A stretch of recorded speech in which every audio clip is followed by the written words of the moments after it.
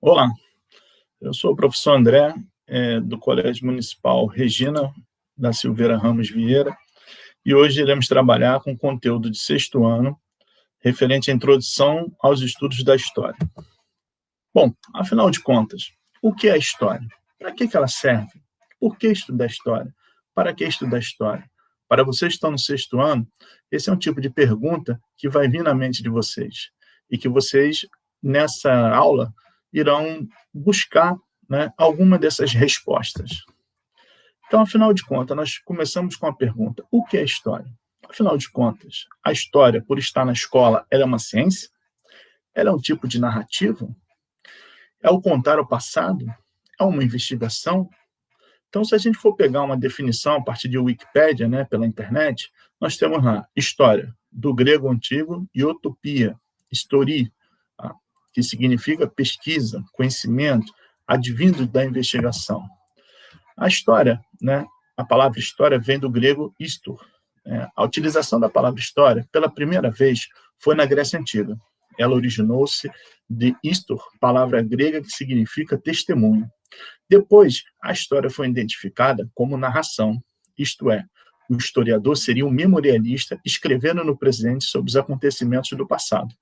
Mais tarde, ela continuou sendo entendida como narrativa, mas ganhou uma finalidade didática: ensinar e criar modelos para os seres humanos. O primeiro historiador, né, considerado assim como sendo o pai da história, né, seria o grego Heródoto. Então, a palavra história tem sua origem nas investigações de Heródoto. O grego Heródoto, que viveu no século V a.C., é considerado, por muitos, o pai da história. O primeiro historiador, pois foi o pioneiro na investigação do passado para obter o conhecido histórico. Mas qual o conceito de história, né? Afinal de contas, a gente está aqui para saber, né, o que é história. A história é tudo que está relacionado às pessoas, desde o momento em que surgiram, sua evolução e sua presença através dos tempos. O dicionário Aurélio, né, define a história de forma tradicional, como narrativa de fatos e conhecimento adquirido pela tradição ou por documentos. Outra definição, né, que nós podemos pegar de história seria narração metódica dos fatos notáveis ocorridos na vida dos povos, em particular na vida da humanidade em geral, conjunto de conhecimentos adquiridos através da tradição e ou mediante documentos acerca da evolução do passado da humanidade. O historiador James Harvey Robson, né, diz que a história inclui todo traço e vestígio de tudo que o homem fez e pensou desde o seu primeiro aparecimento sobre a Terra. Já Ibn Khaldun diz que a história é o registro da sociedade humana ou civilização mundial, das mudanças que acontecem na natureza dessa sociedade. Afinal de contas, então, história ela pode ser o quê? Né? A gente pode dizer que a história ela é um processo dinâmico que tem, né, o estudo da ação dos homens, né, por meio do passado, ou seja, ela estuda o passado.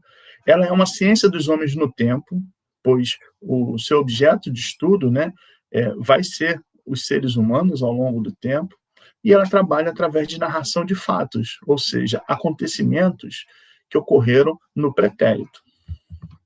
Para o historiador francês Marc Bloch, a história se definiria assim, né? A história seria, né, a ciência, o estudo da ciência do homem no tempo.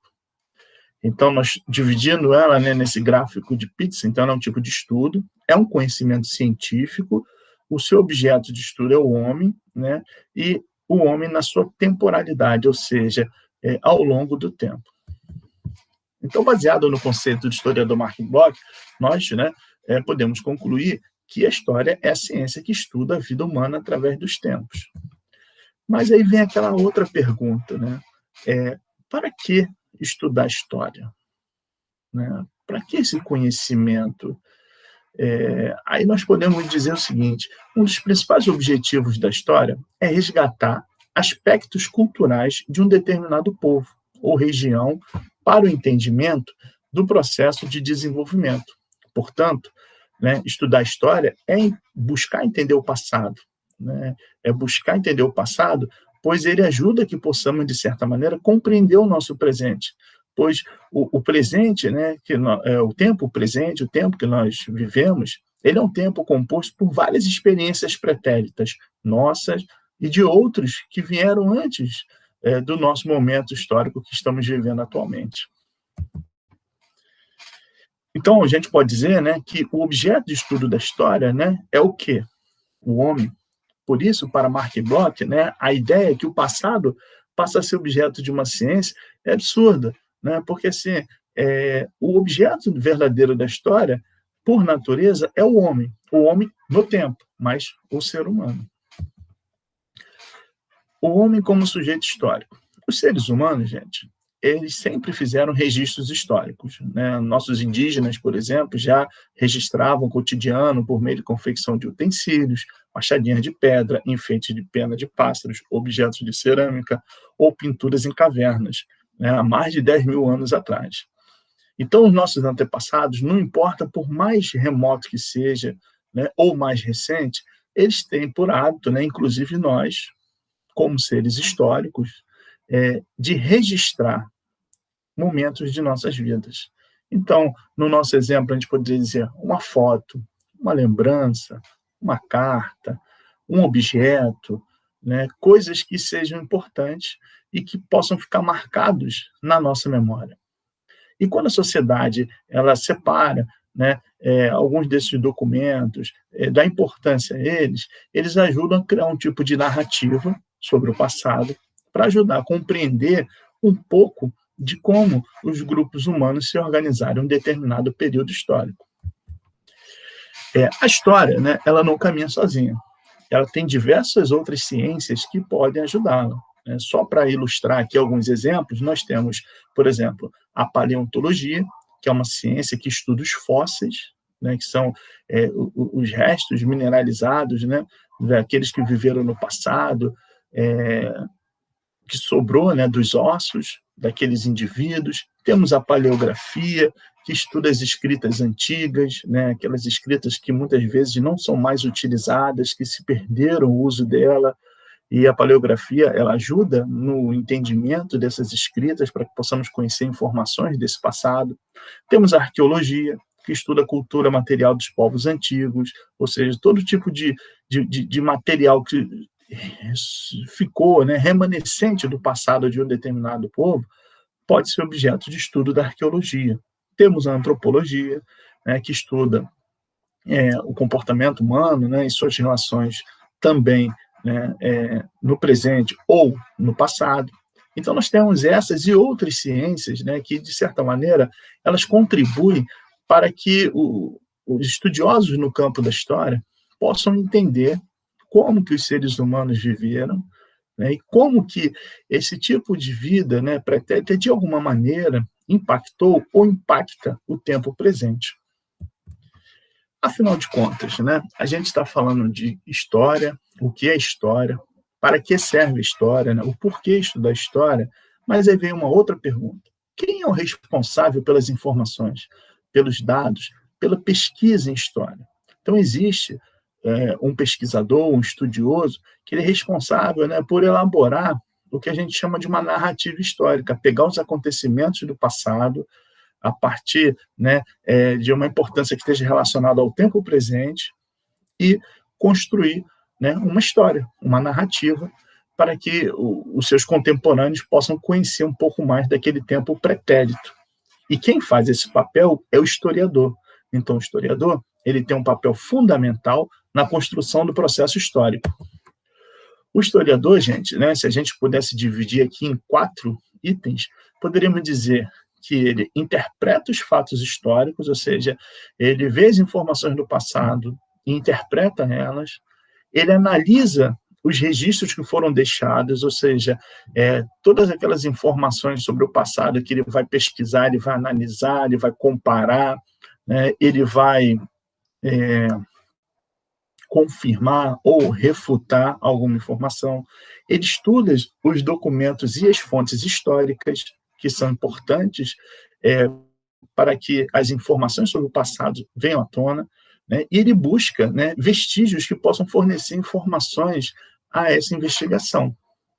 Então, o historiador, né, ao longo da sua pesquisa, ele vai analisar as informações, né, por meio das suas fontes históricas, ele vai dar uma interpretação e vai escrever uma narrativa, né, sobre aquele período, ou seja, ele vai escrever uma história sobre aquele contexto do passado.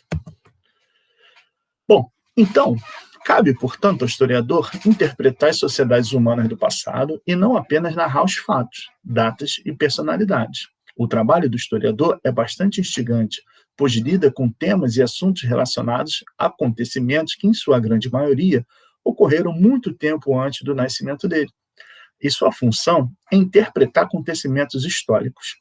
As técnicas, fichas, entrevistas, perguntas, catalogação de dados, entre outros, dão segurança para realizar cientificamente o trabalho do historiador.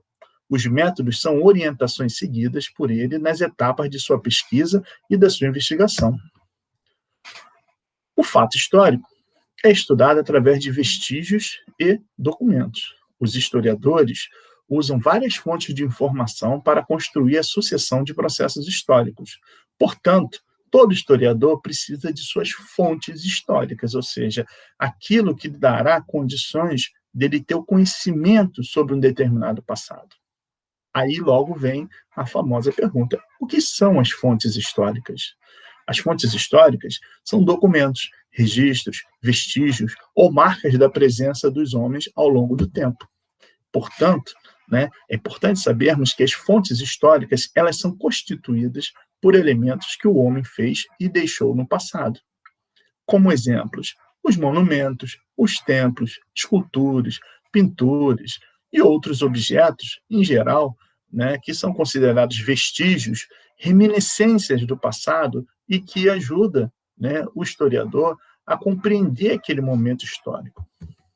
As fontes históricas, né, nós podemos dividir basicamente, né, bem assim, de maneira bem objetiva, em fontes escritas, que seria qualquer tipo de documento oficial, como contratos, registros contábeis, registros de cartórios, publicações científicas, letras de músicas, ou seja, qualquer tipo de registro escrito.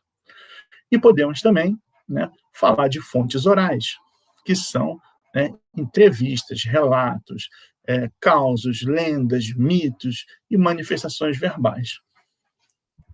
Além disso, né, podemos falar também, além das fontes históricas, né, escritas e orais, podemos falar também num terceiro tipo de fonte, né, que seriam fontes materiais, que são fontes, né, que elas mostram, através da sua materialidade, né, como falou anteriormente, um templo, uma escultura, né, uma pintura, elementos daquela cultura do passado. Bom, gente, então encerramos aqui a nossa aula de hoje. Espero que vocês possam aproveitar esse conhecimento e daqui a alguns dias teremos mais um conteúdo histórico para vocês. Um forte abraço e tudo de bom.